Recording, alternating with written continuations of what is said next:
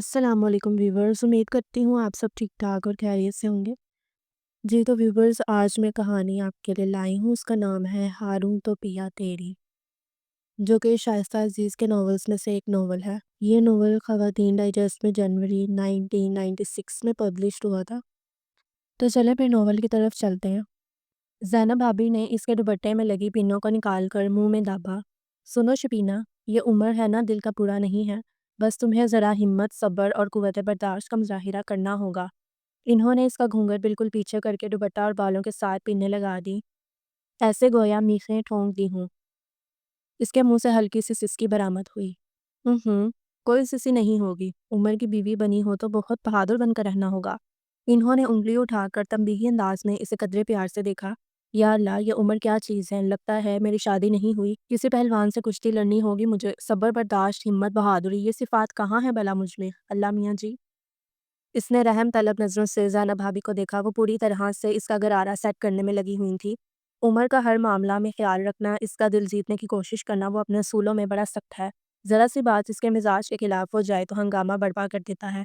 मुझे यकीन है कि तुम इसके मिजाज को समझकर इसे अपने जैसा बना लोगी, ठंडा, मीठा और नरम। इन्होंने मोहब्बत से इसकी ठोड़ी उठाकर इसकी आंखों में झांका। शबीना, मेरा मान रखना बच्चा। इनकी आंखों में इस वक्त क्या नहीं था, इल्तिजा, हसरतें, तमन्नाएं, अरमान, आरजुएं। मैं पूरी तरह कोशिश करूंगी भाभी, इसने धीरे से सर झुकाकर कहा तो इन्होंने इसे लिपटा लिया। मैं उमर को भेजती हूँ, तुम अपना गरारा सेट रखना। इस कड़े वक्त में इन्हें मुसलसल गरारा की फिक्र लगी हुई थी। इसका दिल था कि काबू में आने का नाम ही नहीं ले रहा था। उमर खलील, इसने जेर लब दोहराया और थके थके अंदाज में तकिया के साथ टेक लगा ली। थक्कन, खौफ और भारी भरकम चीज़ों ने मिलकर इसके असाब को बिल्कुल ही थका दिया था। शायद इसीलिए फ़ौरन ही नींद ने इस पर गलबा पा लिया। न जाने कौन सी घड़ी और कौन से पहर में उमर आ गया था। सब्ज़ और सुर्ख कामदार गरारा में इसका सादा और मासूम हुस्न फूटा पड़ रहा था। सोते में तो शायद हर लड़की ही प्यारी लगती है, सो इस वक्त वो भी दुल्हन बनकर बहुत हसीन लग रही थी, मगर उमर खलील के अंदर किसी जज्बा ने सर नहीं उठाया। कोई सुलगती चिंगारी रोशन नहीं हुई, अंदर से किसी हसीन जज्बा और शौक ने इसे नहीं तड़पाया। एक अचटती सी नज़र इस पर डालकर वो ड्रेसिंग टेबल के सामने आकर खड़ा हो गया। इसने शायद कोई चीज़ ज़ोर से टेबल पर रखी थी या मारी थी कि आवाज़ से वो फ़ौरन हड़बड़ाकर बेदार हो गई। उफ़ अल्लाह, ये क्या हो गया? इसका दिल फिर से धड़-धड़ शोर मचाने लगा। ये कब आकर खड़े हो गए? भाभी का इस कदर मेहनत से सेट किया हुआ गरारा सिमट चुका था। टिक्का न जाने कब उल्टा हो चुका था। इसने हाथ से सारी चीज़ें टटोली। बाकी सब चीज़ें ठिकाने पर थी सिवाय इसके दिल और उमर खलील के। इसने पहले कोट उतार कर हैंगर में टांगा, जूते उतार कर इस पर मौजू रखकर शू रैक में रखे और कमीज सलवार लेकर बाथरूम में चला गया। वो हैरान हैरान से इसकी सारी कार्रवाई देखती रही, हालांकि वो खासी झुकी बैठी थी, लेकिन फिर भी वो इससे बासानी देख सकती थी। तकरीबन आधे घंटे बाद वो बरामद हुआ। ये इतनी देर में कपड़े बदलते हैं? वो हैरान थी, मगर वो शायद नहा कर आया था, क्योंकि इसने तौलिया से बाल रगड़ने शुरू कर दिए थे। वो मुंतजिर थी कि वो कब इसकी तरफ मतवज्जा हो। बाल साफ करने के बाद इसने हाथ पैरों पर कोई लोशन लगाना शुरू किया। इधर इसके हाथ पैर भी बेजान हुए जा रहे थे। इस जानलेवा खामोशी से वो और भी घबरा रही थी। कमरे में मौत का सा सकूत था। इसने बड़े इत्मीनान से थर्मोस में से दूध अंडेला और मग लेकर बेड के करीब आ गया। वो थोड़ा और झुक गई, अब वो बाकायदा कांप रही थी। अरे, आप अभी तक ऐसी ही बैठी हैं? इसने एक सिप लेकर इसे देखा। कमाल है भई, मुझे आपको देखकर घबराहट हो रही है कि कैसे इस तरह बैठी हैं। और एक आप हैं, क्यों इस तरह बैठी हैं भई? इसका जी चाहा कि इससे कुछ सख्त सा जवाब दे। क्या वो मरीख की मखलूक हैं जो इन्हें नहीं पता कि आज के दिन दुल्हनें क्यों इस तरह बैठती हैं? ये रूप क्यों सजाया जाता है? किसके लिए, किसकी खातिर? वो आंसुओं समेत सब कुछ अंदर ज़ब्त कर गई। जाइए प्लीज़, फ्रेश होकर आएँ।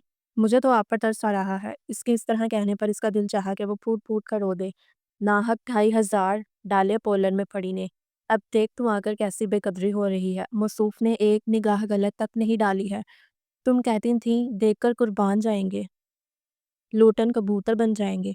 इन्हें तो और मुझ पर तरस आ रहा है। इसने जोर से अपना सीधा पैर जमीन पर रखा।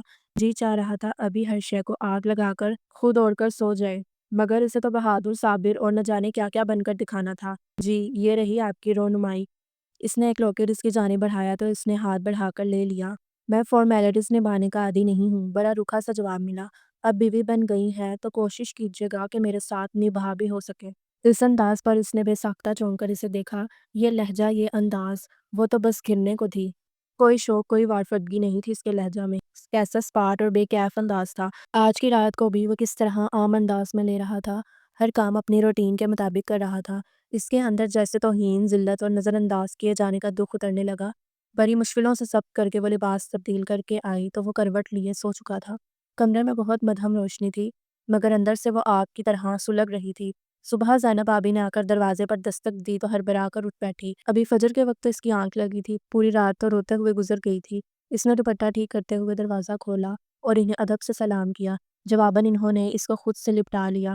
دو دو نہاؤ پوتو پھلو، وہ تو نثار ہی ہو گئی تھی۔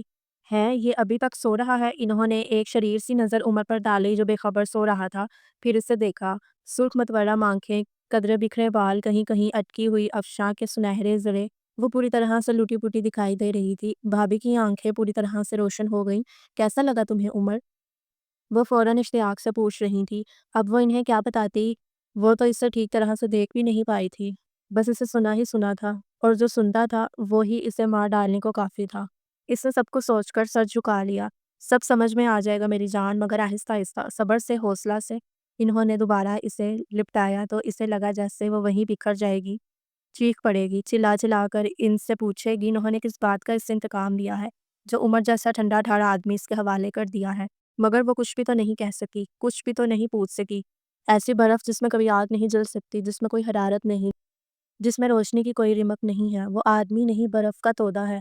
مگر وہ سمجھ بھی تو نہیں سکی، کچھ بھی تو نہیں پوچھ سکی۔ ایک ہی رات میں وہ اتنی باہمت ہو گئی تھی کہ اب اپنا ہر آنسو پی سکتی تھی، ہر دکھ پر مسکرا سکتی تھی۔ اپنی اس تبدیلی پر وہ خود بھی حیران تھی۔ شام کو ولیمہ میں بقول اپنی دوستوں کے آتش کی کوئی پھڑکتی ہوئی غزل دکھائی دے رہی تھی، مگر اس نے حسب عادت نظر تک نہیں ڈالی۔ اسے بھی جیسے صبر سا آ گیا تھا۔ کب تک عمر خلیل، کب تک؟ مرد ہو، برف بھی تو پگھلا سکتی ہوں۔ وہ بجائے ٹوٹنے اور بکھرنے کے اور بھی سمٹنے لگی۔ وہ جتنا اس سے پہلو تہی کر رہا تھا وہ خود کو اتنا ہی مضبوط پا رہی تھی، مگر اس کا یہ اعصاب شکن رویہ اس کی سمجھ سے باہر تھا۔ پہلے سے بھی وہ اس کے بارے میں کچھ نہیں جانتی تھی۔ زینب بھابی شروع سے ان کے پڑوس میں رہ رہی تھی۔ وہ بتایا کرتی تھی کہ جب عمر پیدا ہوا تھا تو ان کی ساس فوت ہو گئی تھی۔ سسر تو پہلے ہی وفات پا گئے تھے، بس ان کی ساس کی یہی دو اولادیں تھیں، بڑے ان کے شوہر عثمان خلیل اور چھوٹا یہ عمر۔ ساس نے مرتے مرتے ان سے وعدہ لے لیا تھا کہ بہو اسے ماں بن کر پالنا، سو انہوں نے بھی اسے ماں ہی بن کر پالا تھا۔ 2 سال بعد ان کے ہاں علی ہوا تھا، مگر پھر بھی انہوں نے عمر کے پیار میں کوئی کمی نہیں آنے دی تھی۔ فطرتاً وہ بہت نیک دل اور نرم مزاج عورت تھی، کبھی کسی معاملہ میں دونوں میں فرق نہیں کیا تھا، مگر نہ جانے کہ عمر کے مزاج میں وقت کے ساتھ ساتھ بہت حساسیت آتی گئی۔ چھوٹی چھوٹی بات کو وہ بہت زیادہ محسوس کیا کرتا۔ اگر وہ علی کے ماتھے پر پیار کرتی اور اسے گالوں پر تو وہ وہیں مچل جاتا۔ ماما، آپ نے اسے اوپر پیار کیا ہے، مجھے نیچے کیوں کیا؟ مجھے بھی یہی چاہیے۔ وہ اپنی ضد منوا کر چھوڑتا، وہ خوشی خوشی اس کی ہر بات مانے جاتی۔ وہ ہر بات میں اپنا اور علی کا موازنہ کرنے لگا تھا۔ ہر وہ چیز اسے پہلے چاہیے ہوتی جو علی کے منہ سے نکل جائے۔ اگر ایسا نہیں ہوتا تو وہ رو رو کر آسمان سر پر اٹھا لیتا، اور یہی عادتیں اور باتیں اس کی پختہ ہوتی چلی گئیں۔ اتنا خیال رکھنے پر بھی وہ ضدی، چڑچڑا اور زودرنج ہوتا گیا۔ حد سے زیادہ موڈی تھا وہ۔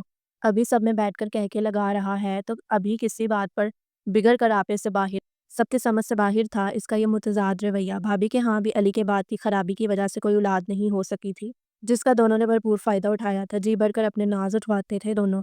وہ بھی خوشی خوشی دونوں کے لیے بھاگی بھاگی پھرتی۔ دونوں میں دوستی بھی بہت تھی، کیونکہ عمروں کا بہت کم فرق تھا دونوں میں۔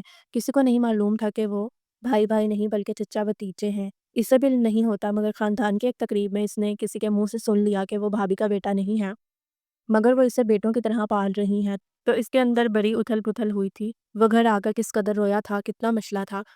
اس رات پہلی مرتبہ اس کا تکیہ اس کے آنسوں میں بھیگا تھا، اور یہیں سے اس کی شخصیت میں دراڑیں پڑنا شروع ہوئی تھیں۔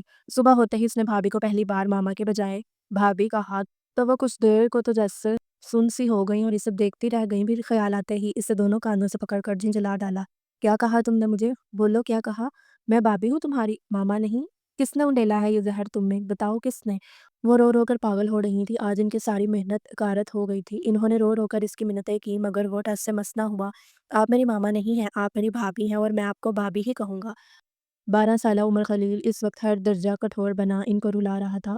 اور سنو علی، اب اس کا نشانہ علی تھا۔ تم میرے بھائی بھی نہیں ہو۔ اس نے غصے سے اپنی انگشت شہادت اس کے سینے میں ٹھونکی۔ تم اب مجھے چاچو کہو گے، سمجھے؟ اگر نہیں کہو گے تو میں تمہارے ساتھ کھیلنا بالکل بند کر دوں گا۔ وہ پیٹ موڑے کھڑا اسے دھمکیوں پر دھمکیاں دے رہا تھا۔ 10 سال کا علی اس کے بدلتے تیوروں پر سہما سا کھڑا تھا۔ بھابی الگ اس منحوس لمحے کو کوس رہی تھی جب وہ اسے زبردستی اپنے ساتھ اس تقریب میں لے گئی تھی جہاں یہ زہر اس کے کانوں میں پڑا تھا۔ انہوں نے تو ایک لمحہ کو بھی اسے خود سے جدا، خود سے الگ نہیں سمجھا تھا۔ پھر یہ سب کیا ہو گیا تھا؟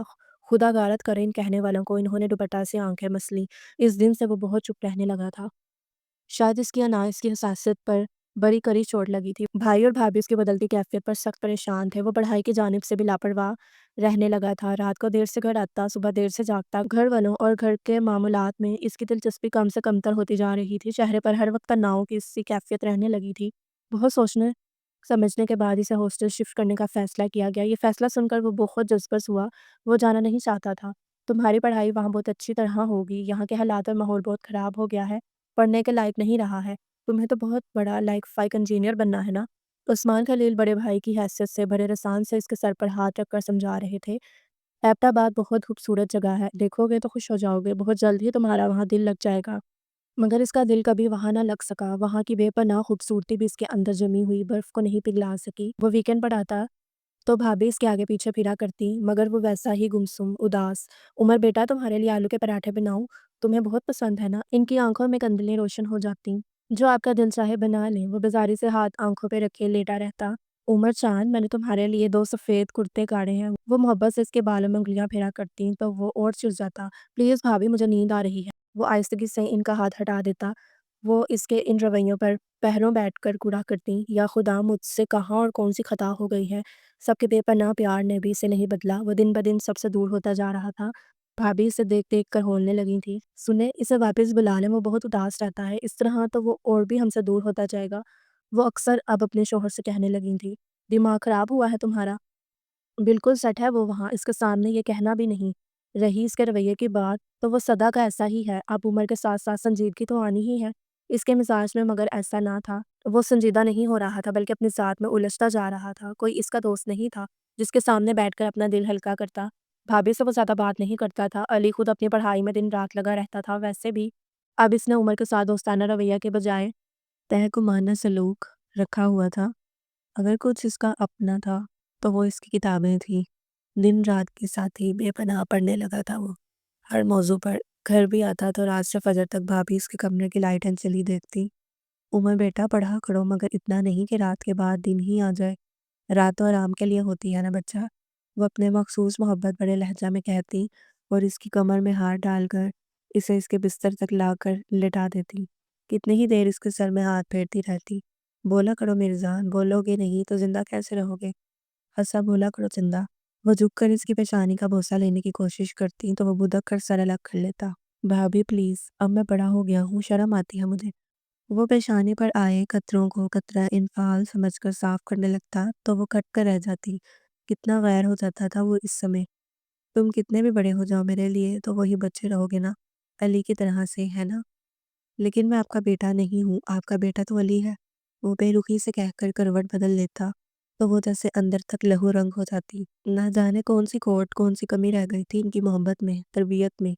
जो वह यूं करने लगा था वो सोच सोच कर हिरासा हो जाती, मगर कोई सिरा, कोई सुराग नहीं मिलता। अपनी तरफ से तो इन्होंने कोई कमी नहीं छोड़ी थी। फिर कहाँ ये सिकम रह गया था? क्या करूँ मैं उस्मान, उमर के लिए वो बहुत फ़िक्रमंद थी इसकी तरफ से। इसका रवैया नॉर्मल लोगों जैसा नहीं है। बहुत खिंचा-खिंचा सा रहता है वो सबसे। न जाने अनजाने में कौन-सी ऐसी कोताही गलती हो गई है हमसे, जो वो ऐसा कर रहा है। इसका ख़्याल आते ही मेरी रातों की नींद उड़ जाती है। वो इसके लिए बिल्कुल माँ बनकर सोच रही थी। तुम्हारी तो आदत हो गई है इसकी तरफ से फ़िक्रमंद रहने की। भई सब ठीक है और नहीं है अगर, तो हो जाएगा। मियाँ साहबज़ादे की शादी की भी तो उम्र हो गई है। लड़कियाँ देखना शुरू कर दो, अगले साल फ़ाइनल हो जाएगा। मैंने इसके लिए अभी से जॉब की बात कर ली है, इस्लामाबाद नहीं। वो वैसे भी अब यहाँ नहीं रह सकेगा। धुएँ बारूद की बू में वो वहीं सटा है। तुम बस इसकी शादी की फ़िक्र करो। इन्होंने अपनी बीवी को हँसी-हँसी में नई राह दिखा दी। वो तो बस तन मन धन से लड़कियाँ ढूँढने पर लग गई। ये ख़्याल मुझे पहले ही क्यों नहीं आ गया? वो खुद को लानत मलामत करने लगी। वो चाह रही थी कि इसके लिए कोई शोखो चंचल और बहादुर मज़बूत असाब की लड़की लेकर आए, जो कि इसको अपने रंग में रंग ले। इसको लोगों में दिलचस्पी लेने पर मजबूर कर दे। इसको इस खौल से बाहर लेकर आए। ख़ानदान में तो इन्हें कोई ऐसा नहीं दिखाई दिया। 2-1 थीं भी ऐसी, तो वो बाअदब साबित ना हुईं। शोखो चंचल थी मगर हर दर्जा मुँहफट और आज़ाद ख़याल। नहीं, नहीं, मेरा ऊपर तो और भी दबकर रह जाएगा। वो तो पहले ही इतना कम-गो है, वो होल कर रह जाती। खुद इन्हें भी अब शिद्दत से घर में बेटी की बहू की कमी महसूस होने लगी थी, मगर कोई लड़की इनका मेयार पर पूरी ही ना उतरती थी। खूबसूरत तो इनका मेयार नहीं थी, मगर जानती थी कि उमर कितना नफ़ासत पसंद है, बाअसूल और मूडी है। लड़की खूबसूरत भी हो और समझदार भी। دیکھتے دیکھتے ان کی نگاہ انتخاب پڑوس میں احسان شاہ کی بڑی بیٹی شبینہ پر جا کر رکی تو میں بھی کہاں کہاں کی ہاتھ چھانتی پھر رہی تھی۔ میرا گوہر مقصود تو یہاں ہے۔ اپنی کم عقلی اور کم فہمی پر وہ گھنٹوں ہنستی رہتی۔ شبی ہر طرح سے ان کا معیار پر پوری اترتی تھی۔ وہ بچپن سے اسے اور اس گھرانے میں دیکھتی آ رہی تھی۔ شبی بہت خود اعتماد، پڑھی لکھی اور خوبصورت لڑکی تھی۔ ہر ایک کے دکھ درد میں پیش پیش، ہر کام میں آگے آگے، ہر معاملہ میں سگر، لپک چھپک کر منٹوں میں کام کرنے والی، روتوں کو ہنسانے والی، بچوں میں بچہ اور بڑوں میں بڑا بن کر رہنے والی۔ بھابھی تو ویسے بھی اس کی بڑی مداح تھی کہ وہ میلاد بہت اچھا پڑھتی تھی، کھانا بہت اچھا بناتی تھی۔ شوہر سے ذکر کر کے وہ اس کا رشتہ لے کر گئیں۔ شبینہ کے گھر والوں کو بھی کوئی اعتراض نہ تھا۔ وہ ویسے بھی BA کر کے فارغ تھی۔ ماں باپ اچھا رشتہ آنے کے انتظار میں ہی تھے۔ عمر کو وہ بھی شروع سے دیکھتے آ رہے تھے۔ سیدھا سادہ کم گو لڑکا تھا، انجینئر بننے والا تھا۔ پھر گھر میں ساس نندوں وغیرہ کا بکھیڑا نہ تھا۔ چھان پھٹک کی بھی کوئی خاص ضرورت نہیں سمجھی گئی کہ ہر معاملے کی ذمہ داری بھائی اور بھابھی نے قبول کی تھی۔ آپ کی بچی ہماری بچی کی طرح ہے۔ ہمیں ویسے بھی لڑکیوں کی بڑی آرزو ہے۔ ہمارا گھر اس نعمت کے بغیر ویران ہے۔ ہماری خالی جھولی کو بڑھ تھی، عثمان صاحب نے بہت عاجزی سے کہا۔ تو بات وہی طے ہو گئی کہ عمر کی جاب مل جانے کے بعد شادی ہوگی۔ اسے پتہ چلا تو وہ پہلے بار شاید تیز آواز میں بولا، آپ نے میری زندگی کا یہ فیصلہ بھی خود بھی کر لیا، مجھے بتائے بغیر۔ وہ ہاتھ پیچھے باندھے اضطرابی کیفیت میں ٹہل رہا تھا۔ بے چینی اس کی ہر حرکت سے عیاں ہو رہی تھی۔ اب آپ لوگ مجھ سے پوچھے بغیر ہر معاملہ طے کر کے رائے مانگ رہی ہیں۔ بتائیے اب میں کیا کہوں؟ بیٹا میری جان، یہ کام تو ہونا ہی تھا نا۔ شبینہ ہر لحاظ سے ایک بہترین لڑکی ہے، تمہارے معیار پر یقیناً پورا اترے گی۔ ہمارا اعتبار کرو زانو۔ بھابھی نے گرم جوشی سے اس کی سرد ہتھیلی کو دبایا تو جواباً اس نے اپنی وہی سرد دل کو چیر دینے والی نظر ان پر ڈالی۔ وہ گویا پگھل کر رہ گئی۔ شریف گھرانوں میں ایسا ہی ہوتا ہے بیٹا۔ پھر احسان صاحب کو تو تم بھی اچھی طرح جانتے ہو، پڑھے لکھے سمجھدار لوگ ہیں۔ تمہاری بھابھی شبینہ کو بچپن سے دیکھتی آ رہی ہے۔ بہت ساری لڑکیوں کو ریجیکٹ کرنے کے بعد انہوں نے اس کا انتخاب کیا ہے۔ تم بہت خوش رہو گے۔ بھائی نے بھی حوصلہ بڑھایا۔ خوش یہ لفظ میرے نصیب میں کہاں۔ وہ جوتے کی نوک سے گملے کو ٹھوکر مارتا ہوا آگے بڑھ گیا۔ دیکھا آپ نے کیسا جلا دینے والا رویہ ہے اس کا۔ انہوں نے شاکی نظروں سے میاں کو دیکھا۔ سب ٹھیک ہو جائے گا انشاءاللہ۔ انہوں نے بیوی کے کاندھے تک دبائے۔ شبینہ کی سمجھ میں اب تک اس کا رویہ نہیں آ سکا تھا کہ آخر وہ کیا چاہتا ہے۔ وہ بنیادی طور پر ہنسنے بولنے والی لڑکی تھی، سب کو خوش دیکھنا پسند کرتی تھی، مگر اس کے چہرے پر ہر وقت اتنی سختی رہتی تھی کہ اس کی آگے پیش قدمی کی ہمت ہی نہ ہوتی تھی۔ وہ بھابھی سے خوب جی بھر کر ہنستی بولتی، اگر ایسے میں وہ کہیں سے آ جاتا تو اسے ہنستا دیکھ کر اس طرح گھورتا کہ وہ پانی پانی ہو جاتی، پیچھے پیچھے فوراً اس کے ساتھ کمرے میں آ جاتی۔ میں آواز اس کے حلق میں ہی پھنس جاتی۔ میں نے کوئی وضاحت مانگی ہے کیا؟ وہ خشمگین نگاہوں سے اسے گھورتا۔ تو مانگے نا، میں تو چاہتی ہوں کہ آپ بولا کریں۔ وہ سر جھکا کر دھیرے سے بولی تو اس نے یک لمحہ کو اسے چونک کر دیکھا۔ بولنا بھی جانتی ہو؟ سنو شبینہ، احسان شاہ، وہ اس کے مد مقابل کھڑا شعلے برساتی نگاہوں سے اسے دیکھ رہا تھا۔ تم اپنی مرضی، اپنے خیالات اور اپنا سب کچھ اپنے پاس ہی رکھو تو بہتر ہوگا۔ میں اپنے معاملات میں کسی کی بھی مداخلت برداشت نہیں کر سکتا۔ نہ تم میرے جیسی ہو سکتی ہو اور نہ میں تمہارے جیسا۔ بہتر ہوگا کہ ہم دونوں اپنے اپنے راستوں پر اپنے اپنے انداز میں جئیں۔ انڈرسٹینڈ؟ پہلی بار وہ اس قدر بولا تھا، مگر اس نے جو کہا تھا وہ اس سے ہلا دینے کو کافی تھا۔ اس کے اندر دھواں سا بڑھ گیا، جل تھل سی ہو گئی چاروں طرف۔ یا خدا، یہ کس نہ کردہ گناہ کی سزا ہے۔ اس کے اندر ہوک سی اٹھی۔ وہ شبینہ احسان عرف شبی، سب کی لاڈلی چہیتی نازک، سب کا دم بھرنے والی اور سب اس کو چاہنے والے، اور یہ کیسا ناقدرہ شوہر ملا تھا۔ آگ اور پانی کا ملاپ، دو متضاد رخوں پر بہنے والی ندی کا پانی، شعلہ اور شبنم کا ساتھ۔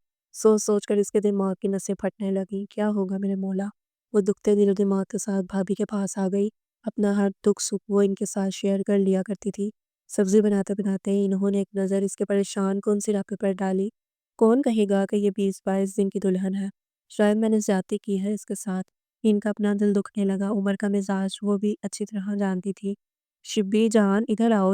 انہوں نے کھسک کر اپنے قریب اس کے لیے جگہ بنائی۔ فیروزی خاندانی کے سوٹ میں وہ سادی و معصوم کس قدر پیاری لگ رہی تھی، مگر عمر کا دل تھا کہ پتھر دھڑکنا ہی نہیں جانتا تھا۔ کیسا کٹھور تھا یہ عمر بھی۔ بیٹا حوصلہ نہ ہارنا، تم جانتی ہو تمہارا انتخاب میں نے کس قدر سوچ سمجھ کر کیا ہے۔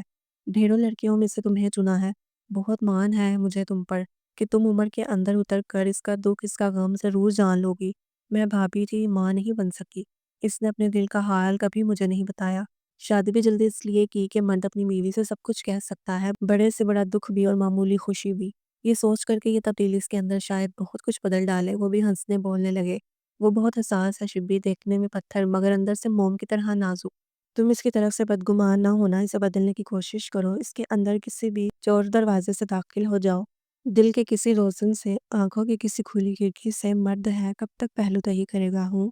وہ پیار سے اس کے دونوں نازک ہاتھ اپنے ہاتھوں میں لیے بیٹھی تھی۔ اس کے تمام آنسو اندر ہی اندر گھیر کر بہت شور مچا رہے تھے۔ بھابی کہیں ایسا تو نہیں کہ وہ کسی اور کو؟ ڈرتے ڈرتے اس نے پوچھا۔ ارے نہیں چندا، وہ جی کھول کر ہنسی۔ وہ ایسا نہیں ہے، اگر بالفرض ایسا ہوتا بھی تو مجھے ضرور بتاتا، علی کو بتاتا، تم ایسا کبھی نہ سوچنا۔ بھابی نے اس کا ہاتھ دبا کر اس کو تسلی دی۔ دیکھو اس کے جانے میں صرف 15 دن رہ گئے ہیں، تم کوشش کرو کہ تم بھی اس کے ساتھ ہی جاؤ۔ تم دونوں کے علیحدہ رہنے سے فاصلے اور بھی بڑھیں گے۔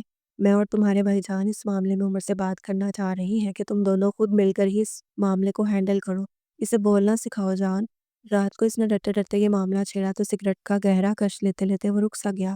آج اس نے ایک بھرپور نظر اس پر ڈالی۔ لائٹ پنک نائٹی میں وہ کسی گلابی گڑیا سے کام نہیں دکھائی دے رہی تھی۔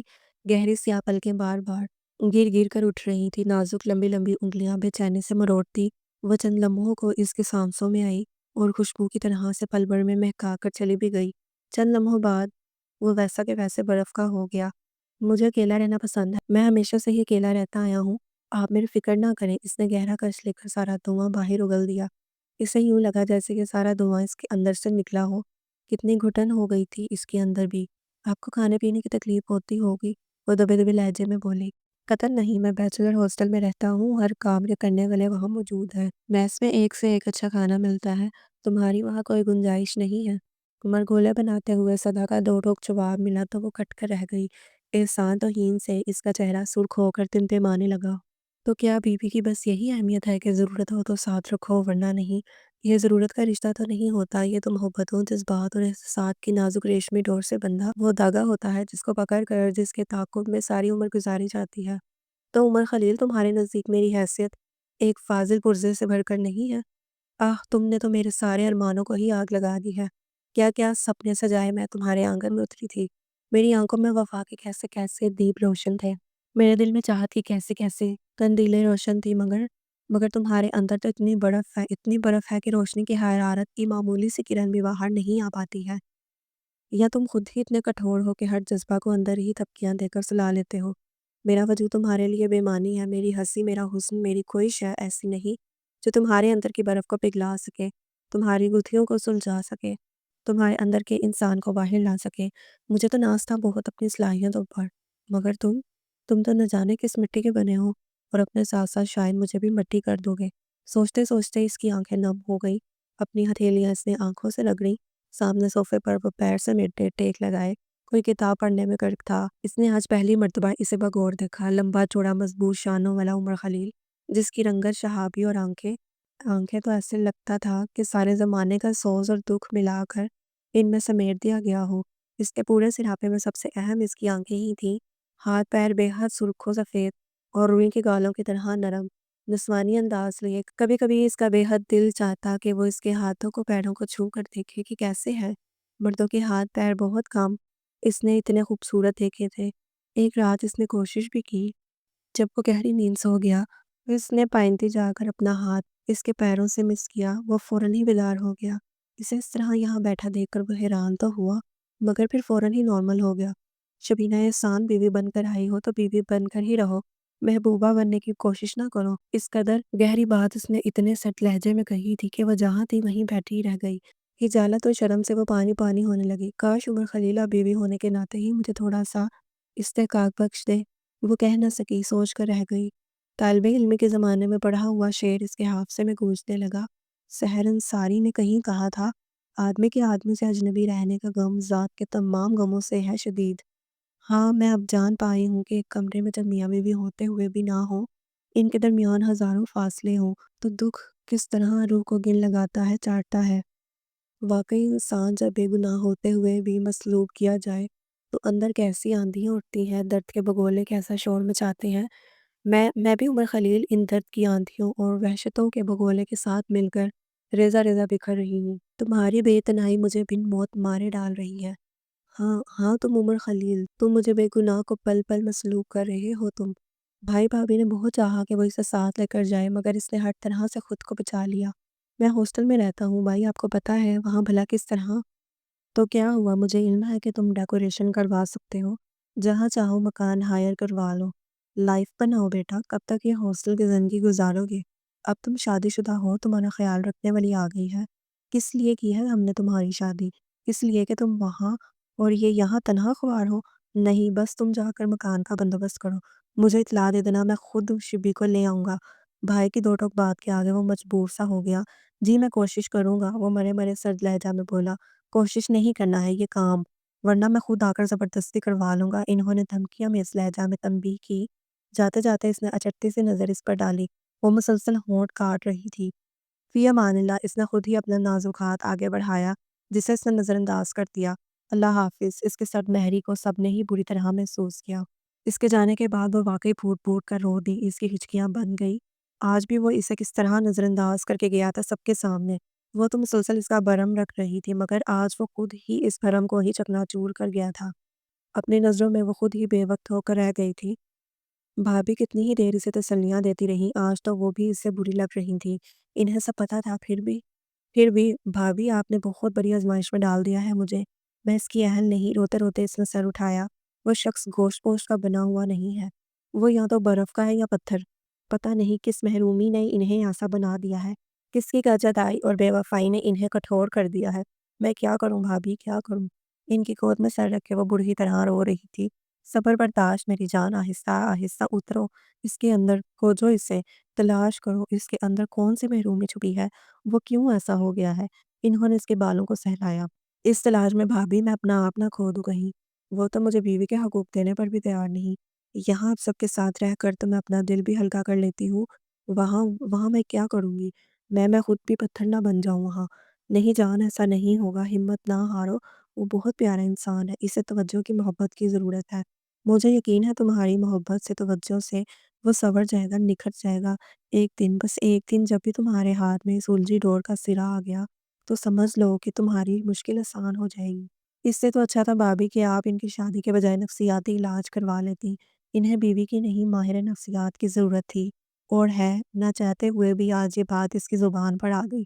بیوی بھی تو ماہر نفسیات ہی ہوتی ہے نا، اپنے شوہر کے تمام اندرونی و بیرونی جذبات و احساسات کی خبر سا، نگہبان شوہر کی آنکھ کا اشارہ سمجھنے والی، بن کہے سب کچھ جاننے والی۔ مگر وہ مجھے بیوی سمجھے جب نہ بھابھی، اس نے اپنی ناک ٹشو پیپر سے رگڑی۔ وہ اور میں تو بالکل اجنبی ہیں ایک دوسرے کے لیے، ایک کمرے میں ہوتے ہیں تو بس ہمارے سانسوں کی آواز سی گونجتی ہے۔ میں تو ہنسنے کو بھی ترس گئی ہوں بھابھی، نہ انہیں میری ہنسی پسند ہے اور نہ ہی بولنا، لگتا ہے انہیں عورت کے وجود سے ہی چڑ ہے۔ وہ بھی آج اپنا دل کھول کر ان کے سامنے رکھے دے رہی تھی۔ بہت دل جلا تھا اس کا آج کی رات بھی اس پر بہت بھاری گزری تھی۔ اسے احساس ہو رہا تھا کہ اس ایک مہینہ میں وہ کتنی اس کی عادی ہو گئی تھی، سب کچھ ہوتے ہوئے بھی کتنا خالی خالی لگ رہا تھا کمرہ۔ کتنی ہی دیر وہ بیڈ پر کروٹیں بدلتی رہی، ہاتھوں کو اس جگہ پھیرتی رہی جہاں وہ سوتا تھا، اسی خوشبو اسے ستاتی رہی۔ کاش عمر تم ایسے نہ ہوتے تو دیکھتے کہ میرے اندر بیل کی طرح سے لپٹ جانے والی محبت تمہیں کیا سے کیا بنا دیتی۔ تم نے خود کو چاہے جانے کا موقع ہی نہ دیا۔ کیوں ہو تم ایسے اتنے سنگ دل، برف کے ڈھیر کی طرح کہ ہاتھ لگاؤ تو ہاتھ جل جائے، نظر بڑھ کر دیکھو تو نظریں دھواں دھواں ہو جائے۔ وہ بس سوچے چلی جا رہی تھی، پورے کمرے میں اس کی یادوں کی خوشبو پھیلی ہوئی تھی۔ جانے کے بعد اس کا صرف ایک مرتبہ فون آیا تھا، بھابھی سے ہی اس کی بات ہوئی تھی، انہوں نے شاید اسے بلانا چاہا تھا، مگر اس نے خدا حافظ کہہ کر فون رکھ دیا تھا۔ وہ کب سے لاشعوری طور پر اس کے فون کی خط کی منتظر تھی، روز ہی وہ کتنا انتظار کر رہی تھی، اور آج فون آیا بھی تو اس کی بات نہ ہو سکی۔ بھائی بھابھی دونوں نے ہی اس بات کو شدت کے ساتھ محسوس کیا۔ وہ بے دلی سے چھوٹے چھوٹے قدم اٹھاتی اپنے کمرے میں آ گئی۔ کتنے ہی گھنٹے وہ چپ چاپ اپنے بیڈ پر آڑی ترچھی پڑی رہی۔ بھابھی شاید اسے آوازیں دے رہی تھی، عمر سے بات کر لو شبی، فون ہے اس کا۔ وہ فوراً ہی چونک کر اٹھی، آخر آ گیا نا میرا خیال، میں خواہ ہی بدگمان ہو رہی تھی۔ وہ تیز سے بٹا سنبھالتی باہر آئی، کئی چیزوں سے ٹکراتے ٹکراتے بچی۔ بھابھی اس کی بدخواسی پر ہنس رہی تھی۔ آرام سے چندا، دھیرج دھیرج۔ ہیلو، اس نے اپنی پھولتی سانسوں پر بمشکل تمام قابو پایا۔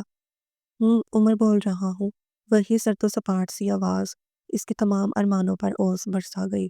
جی میں شبینہ ہوں۔ اس کی سمجھ میں ہی نہیں آ رہا تھا کہ کیا بولے۔ جب میں صبح اپنی خیریت کی اطلاع دے چکا تو پھر مجھے اس وقت اتنی سردی میں ڈسٹرب کرنے کی کیا ضرورت تھی؟ ضروری تھا فرداً فرداً ہر ایک کو اپنی خیریت سے آگاہ کرنا؟ کوئی میں پہلی مرتبہ یہاں نہیں آیا ہوں۔ وہ دبے دبے لہجے میں چنگا رہا تھا، دور کھڑی بھابھی سے مسلسل حوصلہ دے رہی تھی۔ جی دراصل آپ بہت یاد آ رہے تھے۔ I am really missing you. وہ ٹھہر ٹھہر کر بولی تو بھابھی نے اسے وی کا نشان بنا کر دکھایا۔ But I'm not missing you understand. دھڑ سے ریسیور کریڈل پر پٹکا گیا۔ وہ ریسیور ہاتھ میں تھامے کھڑی کی کھڑی رہ گئی۔ آنسو پلکوں کی منڈیر پر آ کر جمع ہونے لگے، جسم کا سارا خون چہرے پر چھلکنے لگا۔ بھابھی سمجھ گئی تھی کہ وہ فون بند کر چکا ہے۔ قریب آ کر اس کے ہاتھ سے ریسیور لے کر انہوں نے رکھا۔ تمہارے بھائی نے فون ملا کر دیا تھا، ناراض ہو رہا ہوگا نا؟ بھابھی نے نرمی سے اس کے آنسو پوروں سے سمیٹے۔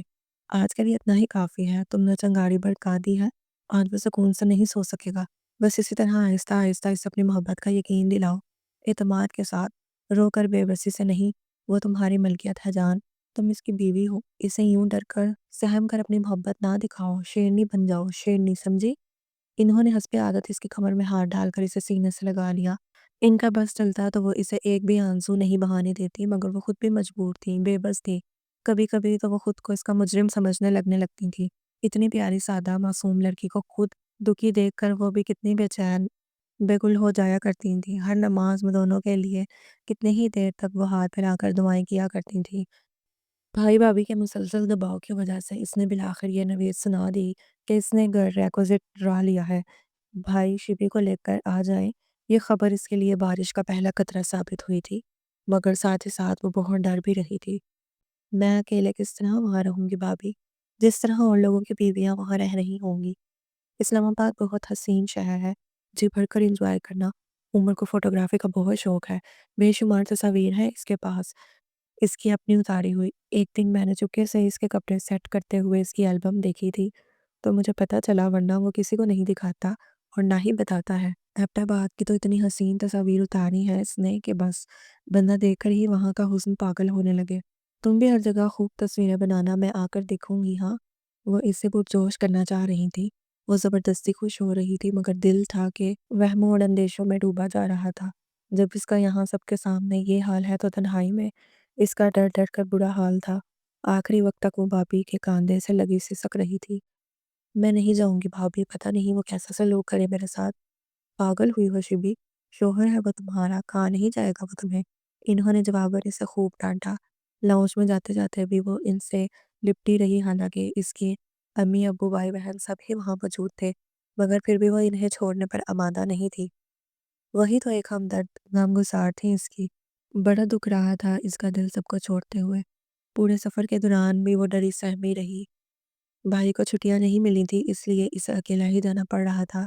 سارا سفر اندیشوں کی نظر ہو گیا۔ ایئرپورٹ پر وہ لینے آیا ہوا تھا، سخت سردی میں لیدر جیکٹ میں دونوں ہاتھ ڈالے منہ میں بھاپ اڑاتا، وہ سیدھا اس کے دل میں اتر گیا۔ رسمی سے سلام و دعا کے بعد اس کا سامان اٹھائے وہ آگے آگے چل رہا تھا۔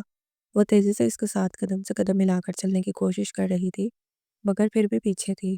شانتی سے کمپنی کی طرف سے گاڑی بھی ملی ہوئی تھی، چھوٹی سی سوزوکی کار میں اس کے ساتھ آگے بیٹھی ہوئی تھی۔ برسوں پرانا اس کا سپنا پورا ہو رہا تھا۔ اسلام آباد جس کے خواب میں اٹھتے بیٹھتے دیکھا کرتی تھی، شادی سے پہلے جس شہر سے اسے عشق تھا، جس کی خوبصورتی کے چرچے لوگوں کی زبانیں سن سن کر اس کے شوق کو اور بھی ہوا ملتی تھی، آج اسی اسلام آباد کی سڑکوں پر اس دشمن جاں کی ہمراہی میں وہ سفر کر رہی تھی۔ وہ منہ بھنجر ڈرائیو کر رہا تھا۔ کاش عمر تم اس وقت میرے سنگ دل شوہر کی بجائے محبوب ہوتے تو یہ راستہ گلزار بن جاتا۔ یہ ساری خوبصورتی، یہ بے پناہ حسن، سب کچھ میرے لیے بے معنی ہو کر رہ گیا ہے۔ اگر تم ایسے نہ ہوتے تو ہر شے کا حسن جوبن پر ہوتا۔ وہ پورے راستے اپنی ہی سوچوں میں غلطاؤں پہ جا رہی۔ گھر بھی اسے ویل فرنش ملا ہوا تھا۔ وہ خود بھی بہت باذوق اور نفاست پسند تھی۔ گھر کو سجانا سنوارنا اسے ہمیشہ سے ہی پسند رہا تھا۔ گھر دیکھ کر وہ تھوڑی دیر کو اس کے رویے کو بھول گئی۔ گرم پانی کا شاور لے کر وہ بالکل فریش ہو گئی تھی، مگر سردی اتنی سخت تھی کہ اسے کتنی ہی دیر ہیٹر کے سامنے بیٹھ کر خود کو گرم کرنا پڑا۔ وہ کچن میں نہ جانے کیا کھٹر پٹر کر رہا تھا۔ وہ وہیں چلی آئی۔ لائیے میں کر دوں، کیا کرنا ہے؟ وہ اس کے ساتھ ہی کھڑی ہو گئی۔ نو تھینکس، مجھے اپنا کام خود کرنے کی عادت ہے۔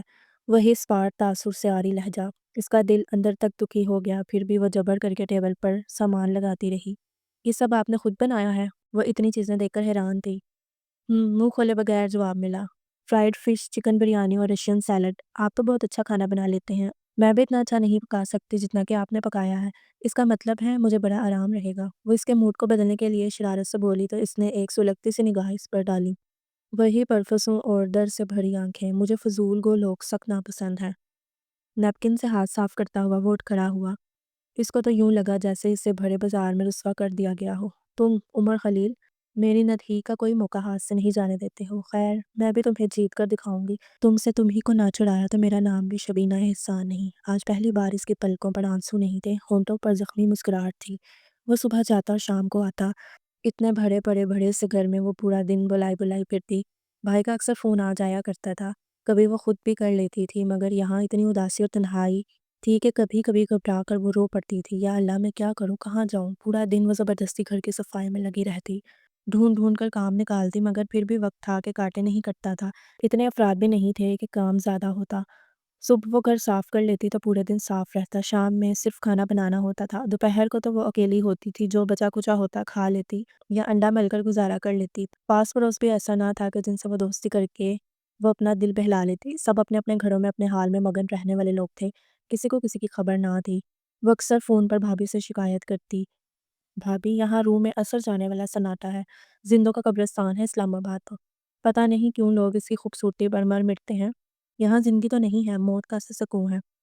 بہت دل گھبراتا ہے یہاں، میرا دل چاہتا ہے اڑ کر آپ لوگوں کے پاس آ جاؤں۔ ایک دن وہ گیٹ کھول کر بلا مقصد ادھر ادھر نظریں دوڑا رہی تھی کہ شاید کوئی نظر آ جائے، کوئی بچہ ہی کھیلتا ہوا دکھائی دے جائے، مگر دور دور تک کسی ذی روح کا پتہ نہ تھا۔ ایسے میں وہ آ گیا۔ اندر چلو، وہ اس کے لہجے سے ڈر سی گئی، چور بن گئی۔ آئندہ کبھی دروازے پر نہ جانا۔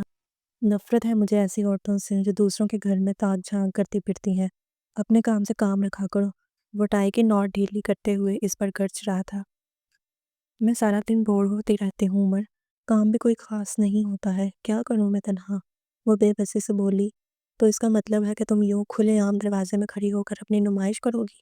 وہ ہر بات کا غلط مطلب لینے کا عادی تھا۔ یہ اسلام آباد ہے مس شبینہ احسان، تمہارا کراچی نہیں جو تم یوں سرے عام بازاروں اور گلی کوچوں میں پھرتی رہو گی۔ اس شہر کے کچھ مینرز اور ایٹیکیٹس ہیں، یہاں رہنے کے لیے تمہیں وہ سب سیکھنے ہوں گے۔ رہنا چاہتی ہو تو رہو، ورنہ میں تمہیں بھجوا بھی سکتا ہوں۔ اس کے انداز میں جو تھا وہ سمجھ سکتی تھی۔ اس قید تنہائی سے تو بہتر تھا کہ وہ وہیں رہتی، کم از کم وہاں لوگ تو تھے، بولنے چلنے پھرنے والے، باتیں کرنے والے، جن سے وہ اپنے دکھ سکھ شیئر کر سکتی تھی۔ یہاں کیا وہ دیواروں سے باتیں کرے؟ یہاں آ کر تو وہ ترس گئی تھی لوگوں کی شکلیں بھی دیکھنے کو۔ کیسا شہر تھا یہ؟ اسی لیے عمر، اسی لیے تم بھی انہی دیواروں اور پتھروں جیسے ہو گئے ہو، بے حس برف کے بنے۔ تم نے اپنے ارد گرد جو خول چڑھا رکھا ہے، جو دیواریں کھڑی کر رکھی ہیں، وہ اتنی مضبوط ہے کہ میں لہو لہان ہو رہی ہوں تم تک پہنچنے کے لیے۔ تم نے کوئی تو روزن کوئی راستہ تو رکھا ہوتا خود تک پہنچنے کے لیے۔ میں تو تمہیں کھوجنے کی کوشش میں خود ہی گم ہوتی چلی جا رہی ہوں۔ میری اپنی شخصیت تو نہ جانے کہاں چلی گئی ہے۔ تمہاری برف جیسی بے حسی نے میری آوازوں، میرے کہوں کو اپنے اندر دفن کر لیا ہے۔ میرا دم گھٹ رہا ہے عمر، مجھے سمیٹ لو، مجھے اپنی باہوں میں سمیٹ لو عمر، مجھے بکھرنے سے ٹوٹنے سے بچا لو عمر پلیز۔ آنسوں کو روکنے کی کوشش میں اس کے لبوں پر زخمی مسکراہٹ پھیلتی جا رہی تھی۔ آہستہ آہستہ اس نے خود کو یہاں ایڈجسٹ کرنے کی کوشش شروع کر دی، خود آگے بڑھ کر اس سے بات کرنے کی کوشش کرتی۔ جواباً وہ بے رخی برتتا، مگر وہ ہمت نہیں ہارتی۔ سنیں عمر، آج میں نے اخبار میں پڑھا ہے کہ یہاں روز گارڈن میں گل وادی کی نمائش لگی ہوئی ہے۔ میں نے بہت سنا ہے اس نمائش کے بارے میں، پلیز مجھے دکھانے لے چلیں، مجھے بھیڑ بھاڑ سے وحشت ہوتی ہے۔ وہی دو ٹکا جواب ملا، اچھا آپ مجھے مڑی دکھانے کب لے جا رہی ہیں؟ مجھے بہت شوق ہے مڑی دیکھنے کا۔ خوشی سے اس کی آنکھیں چمک رہی تھی۔ کیا رکھا ہے مڑی میں؟ صرف سنو فالنگ میں دیکھنے کا ہے۔ وہی سرسری سا انداز، وہ بت سے گئی۔ ہم لوگ ہنی مون پر بھی کہیں نہیں گئے، کیا فائدہ اتنے خوبصورت شہر میں رہنے کا، بندہ گھر کا ہی ہو کر رہ جائے۔ وہ اداس سی ہو رہی تھی۔ اچھا مجھے اپنا آباد ہی دکھا لائیں، سنا ہے بہت حسین شہر ہے۔ وہ ہار ماننے پر آمادہ نہیں تھی۔ سنو شبینہ احسان، ضروری نہیں کہ ہر حسین چیز دیکھنے اور برتنے میں بھی حسین ہو۔ نہ جانے کیا تھا اس کے اندر، وہ الجھ کر رہ گئی۔ آپ ایسے کیوں ہیں عمر، اتنے سرد مزاج، اتنے سنگ دل سے؟ آج بالآخر وہ بول ہی پڑی۔ جواباً اس نے جس انداز میں اس کو دیکھا تو اس کی وہ نظر دل سے جگر تک اسے چیرتی چلی گئی۔ اتنا بڑھنے کا حق تمہیں کس نے دیا ہے؟ بولو، جواب دو۔ اس کی آنکھیں آشام ہو رہی تھی۔ میں نے تم سے کہا تھا نا کہ میرے معاملات میں کبھی دخل اندازی نہ کرنا، مگر شاید تم اپنی اوقات سے بہت آگے بڑھ رہی ہو۔ مراعات؟ کیسی مراعات عمر؟ آپ نے تو مجھے بیوی کو جا کبھی عورت بھی نہیں سمجھا ہے شاید، یہ بھی نہ جانا کہ میں انسان ہوں، میرے اندر بھی ایک دل دھڑکتا ہے، اس دل میں ہزاروں خواہشیں آباد ہیں۔ آپ نے تو مجھے اس گھر کی ایک فالتو دیوار سمجھ لیا ہے شاید، جو سدا ایک کونے میں کھڑی اپنی بے قدری کا رونا روتی دکھائی دیتی ہے۔ آپ کے پاس تو دل ہی نہیں ہے شاید کہ آپ دوسروں کے احساسات سمجھ سکیں۔ اتنا چاہنے والی آپ کی بھابھی، جان سے رکھنے والے بھائی اور میں آپ کی بیوی، آپ کی محبتوں کو ایک نظر عنایت کو ترستی ہوئی، کیا چیز ہے آخر آپ؟ کیا چاہتے ہیں آپ؟ سب کو رلا کر ترسا کر آپ کو کیا مزہ آتا ہے؟ کون سے ناسودہ جذبے کی آپ تسکین کرتے ہیں اس طرح کچوکے لگا کر، نشتر چبھ ہو کر؟ آپ کو کون سا سکھ مل جاتا ہے؟ اگر آپ کی ماں ہوتی تو کیا ان کی محبت کے جواب میں بھی آپ ایسا ہی کرتے؟ وہ اس کا کالر پکڑے ہذیانی انداز میں چیخ رہی تھی، وہ آنکھیں پھاڑے اسے دیکھ رہا تھا۔ ہوش میں آتے ہی ایک زوردار تماچے نے اسے صوفے پر لڑکھا دیا۔ تمہاری اتنی جرأت کہ تم میری ماں تک پہنچو؟ وہ غصے سے لال ببوکا ہو رہا تھا۔ نفرت ہے مجھے تمام عورتوں سے، سمجھی؟ مجھے نفرت ہے سب سے۔ وہ اب اس پر جھکا اس کی آنکھوں میں آنکھیں ڈال کر گھور رہا تھا، وہ خوف سے سمٹی جا رہی تھی۔ اور تم بھی مجھے زہر لگتی ہو، نفرت ہے مجھے تم سے بھی۔ تم نے میری اچھی بھلی پرسکون زندگی کو تہس نہس کر کے رکھ دیا ہے۔ نہیں رہوں گا میں یہاں، چلا جاؤں گا یہاں سے بھی۔ وہ پیر پٹکتا ہوا چل دیا۔ وہ کتنی ہی دیر اپنے گال پر ہاتھ رکھ کر سن سی بیٹھی رہی۔ کیا ہو گیا تھا یہ سب؟ وہ خود حیران تھی۔ میں نے ایسا تو کبھی نہیں چاہا تھا، پھر آج یہ سب کیسے ہو گیا؟ خیال آتے ہی وہ دیوانوں کی طرح اس کے پیچھے بھاگی۔ پلیز عمر بات سنے میری، مگر اتنی دیر میں گاڑی باہر نکال کر جا چکا تھا۔ عمر فار گاڈ سیک میں معافی مانگتی ہوں آپ سے، مجھے اس طرح چھوڑ کر نہ جائیں پلیز۔ وہ پیچھے پیچھے بھاگتی مگر اتنی دیر میں وہ دھر سے دروازہ بند کر کے جا چکا تھا۔ اس نے کتنی آوازیں دی، کتنا اسے پکارا، مگر وہ نکل چکا تھا۔ وہ پتہ نہیں کب تک اسی طرح دہلیز پر بیٹھی رہی۔ ہوشوں خود سے بے خانہ سوچنے سمجھنے کی صلاحیتیں بیدار ہوئیں تو اس نے اٹھ کر گیٹ بند کیا۔ یہ کیا ہو گیا؟ مجھ سے ایسا نہیں ہونا چاہیے تھا۔ وہ بار بار خود کو ملامت کر رہی تھی۔ کیا کروں اب میں؟ اس کے حواس بھی صحیح طریقے سے کام نہیں کر رہے تھے۔ اس کی کچھ سمجھ میں نہیں آیا تو اس نے پورے گھر کی لائٹیں جلا دی۔ خود کو بہت غیر محفوظ تصور کر رہی تھی وہ۔ نہ جانے وہ غصے میں کہاں چلا گیا تھا، پتہ نہیں کب لوٹ کر آئے گا۔ یا اللہ، یہاں تو محلے پڑوس میں بھی کوئی ایسا نہیں ہے کہ میں جن سے مدد لے سکوں۔ بھابھی کو فون کر کے دیکھتی ہوں۔ اس کے ذہن میں خیال کوندا۔ ریسیور اٹھایا تو پتہ چلا کہ فون ڈیڈ ہے۔ وہ سر پکڑ کر بیٹھ گئی۔ میں کس طرح تنہا یہ رات گزاروں گی؟ آنسو پلکوں کی بار سے الجھ کر ٹوٹتے رہے۔ وہ گھٹنوں میں سر دیے بیٹھی تھی۔ میرے اللہ میری مدد فرما۔ اس نے صدقے دل سے خدا کو پکارا۔ عمر جہاں کہیں بھی ہو، ان کو اپنی حفظ و امان میں رکھنا، ہر بری گھڑی آزمائش سے بچانا۔ اس نے صورتیں وغیرہ پڑھ کر تصور میں ہی عمر کے گرد ہی حفاظتی حصار باندھ دیا۔ نیند اس کی آنکھوں سے کوسوں دور تھی، سخت سردی میں ہر طرف خوف کا عالم طاری تھا۔ یہ ویسے بھی اسلام آباد تھا جہاں لوگ سر مغرب ہی جیسے سو جایا کرتے تھے اور بہت صبح اٹھتے تھے۔ یہ اس کا اپنا مشاہدہ تھا کیونکہ مغرب ہوتے ہی وہاں چہل پہل بند ہو جاتی تھی۔ کیا کروں میں آخر؟ وہ بے قراری سے اٹھ کر ٹہلنے لگی۔ اسے تو عمر کے کسی دوست وغیرہ کا بھی نہیں تھا کہ کسی سے رابطہ کرنے کی کوشش کرتی۔ فون تو وہ کہیں سے بھی کر سکتی تھی، ایسی حالت میں تو سب کچھ جائز تھا اس کے نزدیک، مگر کوئی فون ڈائری، کوئی اتا پتہ نہ تھا اس کے پاس۔ اس نے جھنجھلا کر عمر کے الماری کو تہس نہس کر دیا کہ کچھ تو کہیں سے نکلے۔ کتنا وہ روز کہتی تھی کہ اپنی کمپنی کا نمبر تو اسے دے دیں، کبھی ضرورت پڑ جائے تو، اور آج وہ وقت آن پہنچا تھا۔ اس کی الماری میں سے بھی کچھ نہیں نکلا تھا۔ وہ تھک کر ہٹنے ہی والی تھی کہ اس کی نظر اندر ایک مقفل دراز پر پڑی۔ اس کو کھول کر دیکھنا چاہیے، مگر کیسے؟ اس نے تمام چابیاں اس میں لگا کر دیکھ لیں، شاید اس کی کوئی علیحدہ سے چابی ہو جو عمر نے چھپا کر کہیں رکھی ہو۔ اس کے کپڑوں کی تمام جیبیں اس نے کھنگال ڈالی، حتیٰ کہ جوتے موزے تک اس نے دیکھ لیے۔ اچانک ہی اس کے سگریٹ کا پیکٹ اس کے ہاتھ میں آ گیا۔ اس نے پیکٹ کو کان کے قریب لا کر بجایا۔ اس میں کوئی دھانی چیز بچ رہی تھی۔ اس کے اندر تک خوشی کی لہر دوڑ گئی۔ اندر سے واقعی چابی نکلی تھی۔ وہ اسی دراز کی چابی تھی۔ اس نے کپ کپاتے ہاتھوں سے دراز کو کھولا۔ اندر ہی اس کے کاغذات کی فائلیں تھیں اور نہ جانے کیا کیا۔ اس نے بڑی احتیاط سے سیاہ جلد کی ڈائری نکالی۔ اس میں یقیناً میرے کام کی چیز ہوگی۔ اندر کہیں بھی کسی کا نام اور پتہ نہیں تھا۔ وہ مایوس سی ہونے لگی۔ کچھ صفحات کو پنیں لگا کر ایک ساتھ جوڑا گیا۔ تجسس کے ہاتھوں مجبور ہو کر اس نے وہ پن نکال لی۔ اس کی شفاف بے داغ تحریر اس کے سامنے تھی۔ 5 دسمبر، وہ دن میری زندگی کا منحوس ترین دن تھا، جب بھابھی کی ممانی نے میرے سامنے ہی یہ انکشاف کیا تھا کہ میں بھابھی کا بیٹا نہیں بلکہ دیور ہوں۔ اس عورت نے انجانے میں جس طرح میرے معصوم جذبات کے پرچے اڑائے تھے، وہ بھی کبھی نہیں بھولتا ہوں۔ کاش اس روز یہ بھیانک اور تکلیف دہ سچ میرے سامنے نہیں بولا جاتا تو آج میری شخصیت ٹکڑوں میں بٹی ہوئی نہیں ہوتی۔ اس دن سے مجھے نفرت سی ہو گئی تھی عورت کے نام سے، اس عورت سے بھی جو میری ماں تھی، جو مجھے جنم دے کر اوروں کے رحم و کرم پر چھوڑ گئی تھی۔ مجھے بھابھی سے بھی چڑ ہونے لگی۔ ان کا پیار، محبت اور ناز نخرے سب کچھ مجھے مصنوعی سے لگنے لگتے تھے۔ وہ بھائی کے ڈر سے مجھے پیار کرتی ہیں مگر دل سے نہیں۔ وہ دل سے تو بس علی کو اپنے بیٹے کو چاہتی ہے، میں تو بوجھ ہوں ان پر۔ اس نے پڑھ کر بےتابی سے دوسرا صفحہ کھولا۔ یہ تو بہت کام کی تحریر تھی اس کے لیے۔ 10 اکتوبر بھابھی نے زبردستی بھائی کو مجبور کر کے مجھے بورڈنگ میں ڈلوایا ہے۔ میں کتنا چاہتا تھا کہ میں یہاں سے، اس گھر سے کہیں نہیں جاؤں۔ اس گھر سے میری بہت پرانی اور سہانی یادیں وابستہ ہیں، مگر وہ ان لوگوں کے سامنے کچھ بھی تو نہیں کہہ سکا۔ بھابھی نے کسی کو بولنے کا موقع ہی نہیں دیا۔ انہوں نے تو ایک بوجھ کی مانند مجھے یہاں پھینکوا دیا تھا۔ یہاں میرا بالکل بھی دل نہیں لگتا ہے، کوئی دوست بھی تو نہیں ہے یہاں میرا۔ یہاں اپنا کے سرد ماحول میں مجھے لگتا ہے کہ میں خود بھی ٹھنڈا ہوتا جا رہا ہوں۔ مجھے ڈر ہے کہ میں کہیں برف کا تودہ نہ بن جاؤں۔ ہر جذبے، ہر احساس سے آڑی برف کا پہاڑ۔ وہ ہر سطر پر چونک پڑتی تھی۔ اپنا سارا ڈونا دھونا اور خوف بھول کر وہ پڑھنے میں مگن تھی۔ گھڑی تو بچا رہی تھی، وہ کمبل پیروں پر ڈالے ہیٹر کے قریب ہی ڈائری کھولے بیٹھی تھی۔ اس کی نظریں تیزی سے صفحات پڑھ رہی تھیں، ہر جگہ تاریخ تھی بس۔ سال وغیرہ کچھ درج نہ تھا، مگر وہ اس کے جذبات کے اتار چڑھاؤ سے اس کی عمر کا اندازہ لگا سکتی تھی۔ 7 نومبر میں نے خود کو آہستہ آہستہ یہاں کے ماحول کا عادی بنا لیا ہے۔ مجبوری ہے، کیونکہ مجھے پتا ہے کہ مجھے اب یہیں رہنا ہے۔ میں زبردستی گھر جاتا ہوں، وہاں وہی بھابھی کا مصنوعی پیار۔ کبھی کبھی تو جی اوپ جاتا ہے میرا وہاں۔ نہ جانے کیوں مجھے ان کی ہر بات، چاہت، پیار سب کچھ اوپری اور مصنوعی دکھائی دینے لگا ہے۔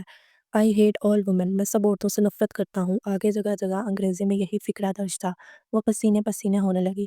یا اللہ، اتنی بدگمانی، اتنی بے لوث، بے قرض محبت، پیار کرنے والی عورت سے اتنی نفرت۔ اسے اس وقت عمر سے شدید نفرت محسوس ہو رہی تھی۔ تم بہت بد نصیب ہو عمر خلیل، تمہیں سچی محبتوں کی پہچان ہی نہیں ہے۔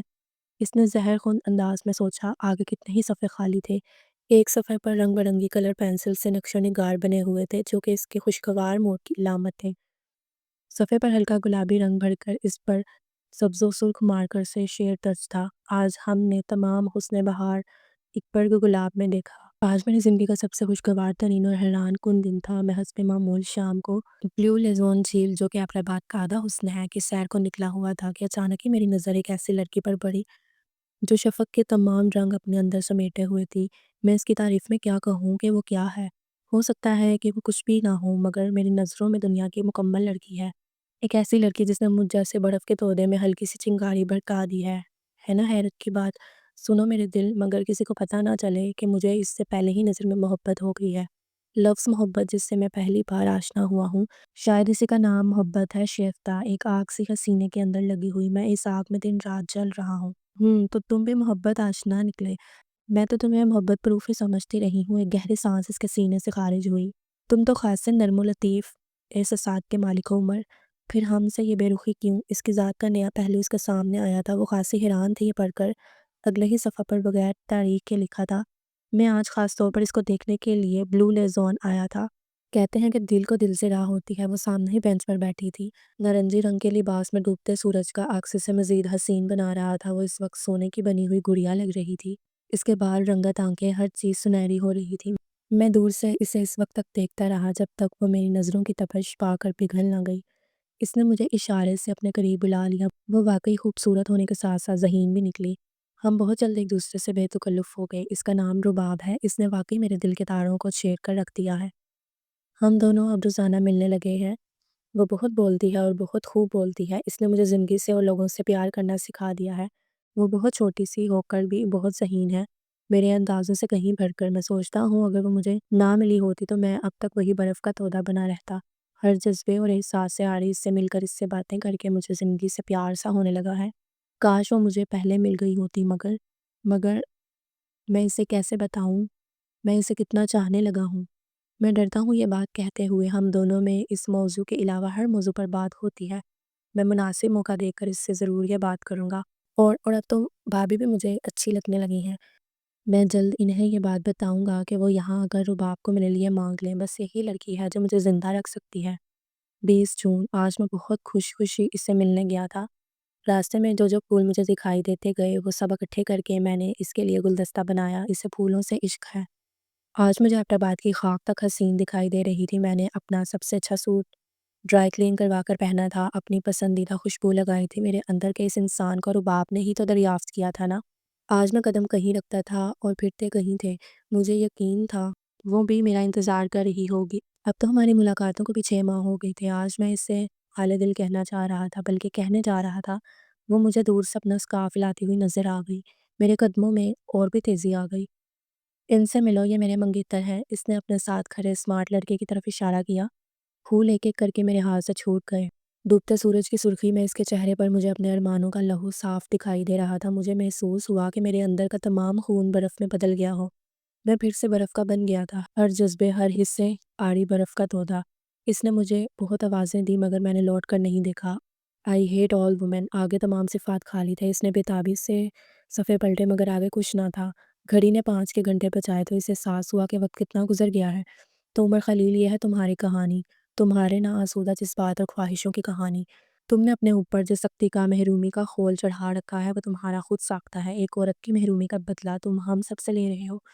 وہ الجھی ہوئی گتھیوں کو سلجھانے میں لگی ہوئی تھی مگر ڈور کا کوئی سرا ہاتھ نہ آتا تھا۔ وہ محبتوں کا ڈسا ہوا تھا۔ جس طرح زہر کو زہر مارتا ہے، اسی طرح محبتوں کے ڈسے ہوئے کو محبتیں ہی زندہ کر سکتی ہیں۔ وہ اب خاصا قابل رحم ہو گیا تھا اس کی نظر میں۔ کاش تم مجھے آزما کر دیکھو عمر، میں تمہیں پور پور محبتوں میں نہلا دوں گی۔ میں تمہیں اتنی محبت دوں گی، اتنی کہ تم اپنے سارے غم، ساری محرومیاں بھلا دو گے۔ ایک بار موقع تو دو مجھے عمر۔ وہ خود کلامی کیسے انداز میں بول رہی تھی۔ ہیٹر کی تپش اب اس کے لیے ناقابل برداشت ثابت ہو رہی تھی۔ وہ اٹھ کر اپنے بیڈ پر آ گئی۔ نیند کا اب بھی کوسوں پتہ نہ تھا مگر وہ اب بے خوف ہو چکی تھی۔ آنکھیں موندے وہ بس سوچے جا رہی تھی۔ اذان کی آواز کانوں میں پڑی تو اس نے وضو کر کے جائے نماز سنبھالی۔ نماز پڑھ کر وہ سارے دروازے اچھی طرح بند کر کے لیٹ گئی۔ اسے معلوم تھا کہ وہ آئے گا بھی تو شام میں، ابھی اس کا آفس ٹائم تھا۔ ہو سکتا ہے ہاسٹل میں رہ گئی ہوں۔ وہ خود کو دلیلوں سے بہلا رہی تھی۔ رات بھر کی جاگی ہوئی تھی، گرم بستر میں لیٹے ہی بے سدھ ہو گئی۔ دوپہر کو 3 بجے آنکھ کھلی تو وہ ہڑبڑا کر اٹھی۔ گرم پانی سے نہا کر فریش ہو کر وہ چائے بنانے چل دی۔ 5 بجے اس کے آنے کا وقت تھا۔ اس کا دل گواہی دے رہا تھا کہ وہ ضرور آئے گا۔ باہر گیٹ پر گاڑی کے رکنے کی آواز نے اس کا خیال کی تصدیق کر دی۔ اس نے جا کر دروازہ کھولا۔ تھکا تھکا سا وہ اندر آ گیا۔ وہ آتے ہی اس سے لپٹ گئی۔ کچھ دیر کو تو وہ ششتت سا رہ گیا۔ کہاں چلے گئے تھے آپ مجھے یوں چھوڑ کر؟ معلوم ہے میں نے کس طرح یہ رات گزاری ہے آپ کے بغیر، مگر آپ کو کیا اندازہ میری محبتوں کا، چاہتوں کا عمر۔ I love you so much. I can't live without you۔ وہ اس کے شانے سے سر ٹکا کر اس طرح روئی کہ اسے سنبھلنے کا موقع تک نہ مل سکا۔ اس کے آنسوؤں سے اس کا شانہ تڑ ہو گیا تھا۔ وعدہ کریں آئندہ آپ مجھے چھوڑ کر کہیں نہیں جائیں گے، میں مر جاؤں گی آپ کے بغیر۔ وہ مضبوطی سے اس کا کالر پکڑے فریاد کر رہی تھی۔ وہ تھوڑا سا نرم پڑ گیا تھا۔ خود کو آہستگی سے اس نے الگ کیا۔ خاموش ہو جاؤ، اب بہت رو چکی۔ اس کے لیے اتنا ہی کافی تھا۔ وہ مسرور سے ٹیبل پر چائے نکالنے میں لگ گئی۔ وہ باتھ روم میں سے آتے ہی بیڈ پر اوندھا لیٹ گیا۔ چائے حاضر ہے سرکار، وہ اس کے کان کے قریب آ کر گنگنائی۔ اس نے اپنی سرخ آنکھوں سے اسے گھورا۔ پیجیے اور تھکن مٹائیے۔ اس کے کچھ کہنے سے قبل ہی اس نے کپ اس کے ہونٹوں سے لگا دیا۔ گرمی کو گرمی ہی مارا کرتی ہے۔ اس نے شوخی سے نظریں نچائیں۔ زیادہ فضول گوئی کی ضرورت نہیں ہے، اپنی حد میں رہو۔ وہ دوبارہ اپنی جون میں لوٹ آیا۔ کپ زور سے اس کے ہاتھوں سے چھیننے کے انداز میں لے لیا۔ میں آرام کروں گا، مجھے ڈسٹرب کرنے کی ضرورت نہیں ہے، کمرے کی روشنی گل کرتے ہوئے اس نے دو ٹوک انداز میں کہا۔ تو کریں آپ آرام، کس کافر نے آپ کو روکا ہے؟ اس نے اپنے بالوں سے ٹپکتے قطرے اس پر جھاڑے۔ وہ پوری طرح اس پر جھکی ہوئی تھی، خوشبوؤں میں بسی، جذبوں سے گندی۔ وہ بے بس ہوا جا رہا تھا۔ اپنی اوقات پہچانو شبینہ، وہ گڑایا۔ وہی تو پہچاننا چاہ رہی ہوں، اس نے دل لوٹ لینے والی مسکراہٹ میں کہا۔ اس کے بالوں سے پانی کے قطرے موتی بن کر ٹپک رہے تھے۔ وہ اس کے حواسوں پر چھائی چلی جا رہی تھی۔ فرار کا کوئی راستہ اس کے سامنے نہ تھا۔ وہ آگ بنی ہوئی تھی اور اس آگ میں اس کا برف وجود پگھلتا جا رہا تھا۔ آج کی صبح خاصی خوشگوار تھی۔ ہر چیز نکھری نکھری دھلی دھلائی دکھائی دے رہی تھی۔ وہ اس کے جانے کے بعد ٹیرس پر کھڑی باہر کا نظارہ کر رہی تھی۔ یہ اسلام آباد تو واقعی خاصا خوبصورت شہر ہے۔ اسے احساس ہو رہا تھا کہ باہر کی تمام تر خوبصورتیاں اندر کے موسموں کی محتاج ہوا کرتی ہیں۔ آج وہ اندر سے خوش تھی تو ہر شے کا حسن جوبن پر دکھائی دیتا تھا۔ نہ چڑا سکو گے دامن، نہ نظر بچا سکو گے، جو میں دل کی بات کہہ دوں تو کہیں نہ جا سکو گے۔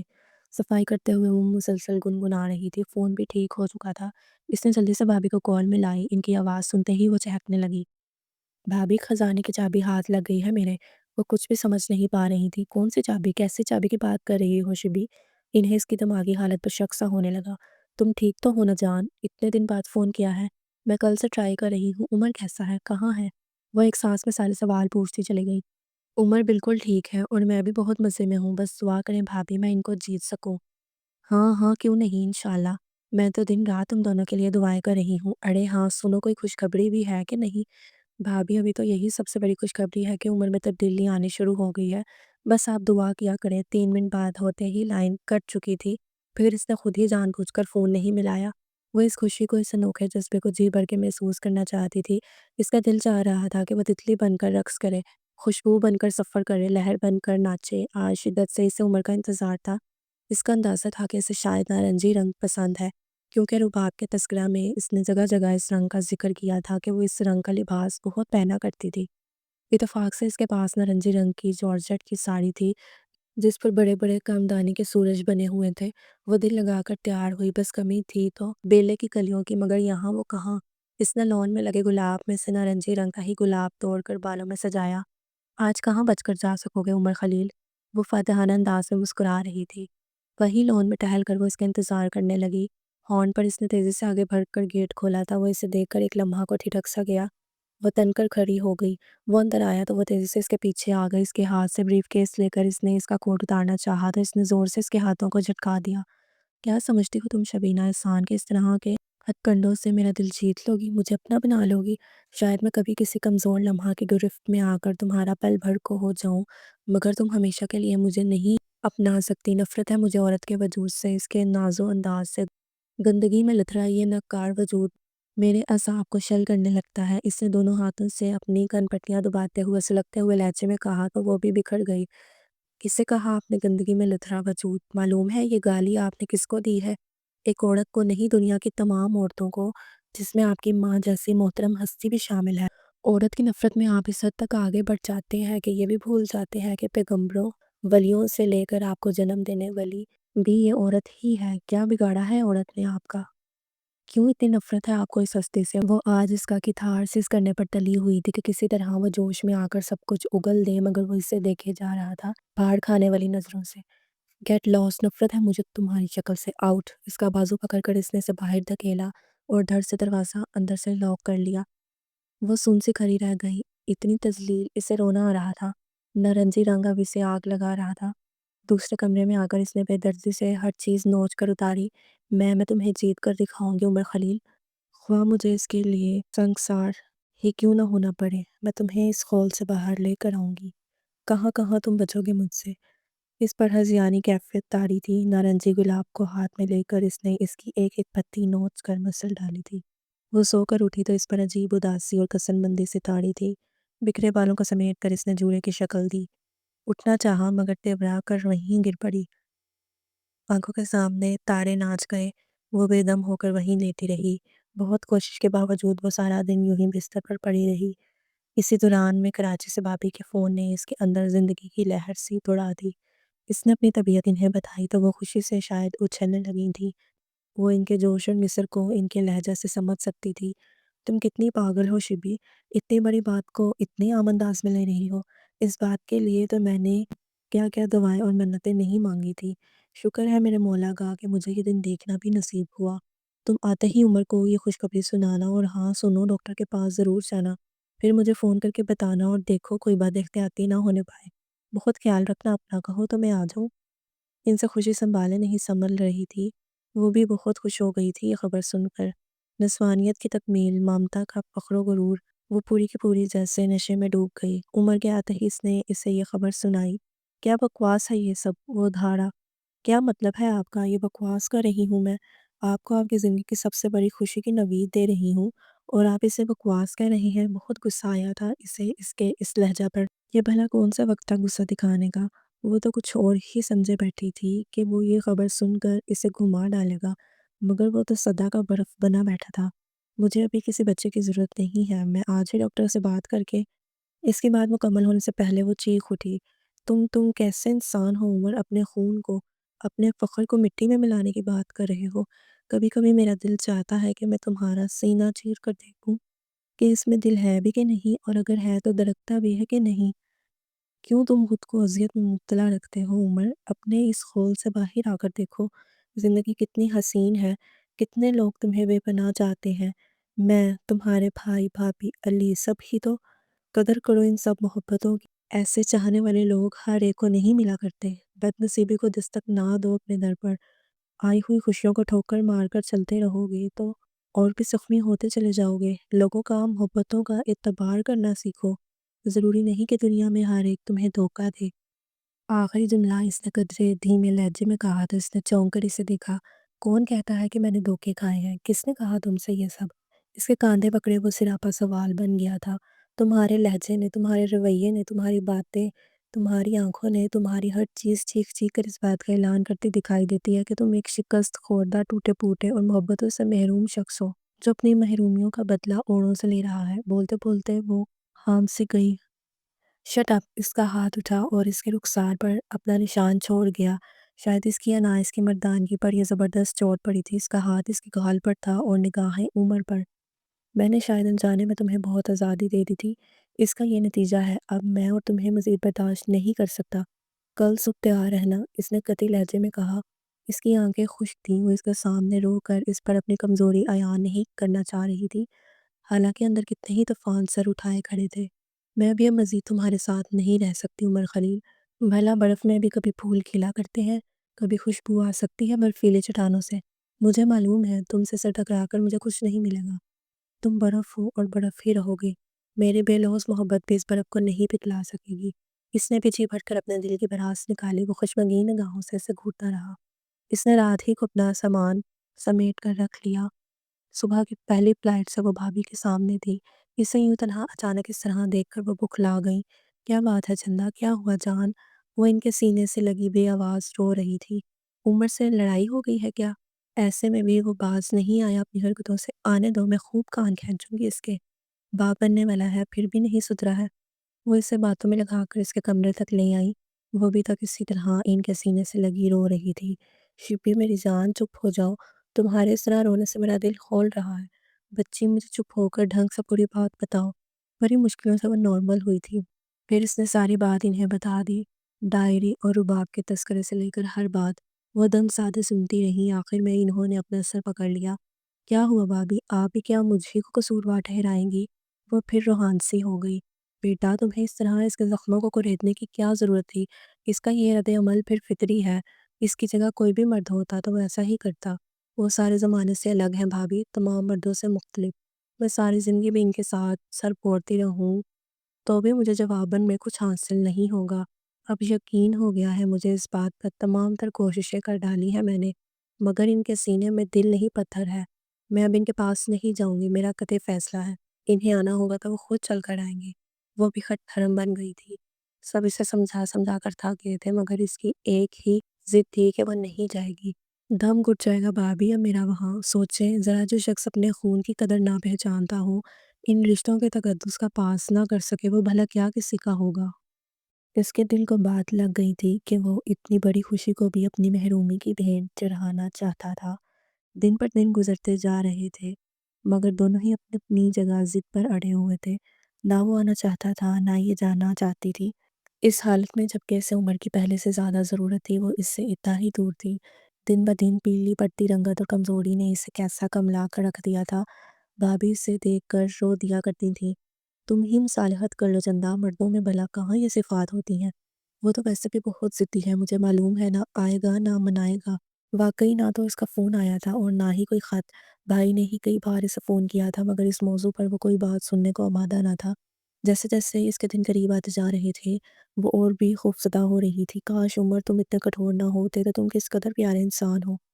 चंद अच्छे लम्हों की यादें इसे बुरी तरह तड़पा रही थी। वो दुश्मन जाँ भी था मगर जाने जान भी तो था इसके होने वाले बच्चे का बाप। भाभी बेटे की दुआ मांगती तो वो इन्हें टोक देती। नहीं भाभी, मुझे बेटी चाहिए। उम्र को बदलने की बस यही एक सूरत हो सकती है। और खुदा ने इसकी सुन ली थी। बहुत प्यारी परियों जैसी बेटी अता की थी खुदा ने इसे। अपने पहलू में ये अजीम नेमत देखकर शुक्राना में इसकी आंखें भीग गईं। इस समय इसने शिद्दत से उमर को याद किया था। इसको फ़ोन पर इत्तला दी जा चुकी थी। वो हर पल इसकी मुंतज़िर थी। शायद ये खबर ही इसके अंदर जमी बर्फ़ को पिघला दे। एक मासूम सी उम्मीद थी, एक आस का जुगनू था कि टिमटिमा रहा था। दिन पूरा गुज़र गया था, रात भीगने लगी थी। रास्ता देखते-देखते इसकी आँखें दुखने लगी थीं। इसने धीरे से आँखें बंद कर लीं। भाभी भी थक कर सो चुकी थी। आहट महसूस होने पर इसने आँखें खोल लीं मगर फिर फ़ौरन ही बंद कर लीं। वो दुश्मन जान आ रहा था, वो सोती बन गई थी। वो बाप-बेटे के दरमियान इस वक़्त क़ायल नहीं होना चाहती थी।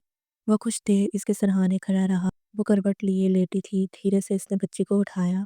وہ سب بخوبی محسوس کر سکتی تھی۔ پھر شاید کتنے ہی پیار بھرے بوسے اس نے اپنی بیٹی کی پیشانی پر ثبت کر دیے تھے۔ وہ دیوانے وال سے پیار کر رہا تھا، بالکل پاگلوں کی طرح سے۔ یہ دیکھ کر خوشی سے اس کی آنکھیں بھرنے لگی تھیں۔ وہ ابھی تک اسے سینے سے چمٹائے کھڑا تھا۔ "I love you sweetheart, my long child", وہ اسے بھینچے ہوئے پیار کر رہا تھا۔ "مجھے تم سے بہت پیار ہے، سب سے پیار ہے، تمہاری ماں سے بھی، بھابھی سے بھی، بھائی سے بھی، سب سے"۔ وہ شاید اسے سنانے کو کہہ رہا تھا۔ وہ آنکھیں کھول کر اسی کو دیکھ رہی تھی۔ "اس کا نام کیا رکھیں شبی"، وہ پیار سے اس سے پوچھ رہا تھا۔ "رباب، اس نے تمہارے دل کے تاروں کو چھیڑ دیا ہے نا، جو کام میں نہ کر سکی، کوئی نہ کر سکا، وہ اس نے کر دکھایا ہے، یہ بھی اب تمہیں جینا اور پیار کرنا سکھا دے گی"۔ ہاں واقعی اب زندگی کتنی خوبصورت دکھائی دینے لگی ہے۔ اس نے اس بات میں سر ہلا کر شبی کا ہاتھ اپنے ہاتھوں میں لے لیا، جو آج محبتوں کی حرارت سے دہک رہا تھا۔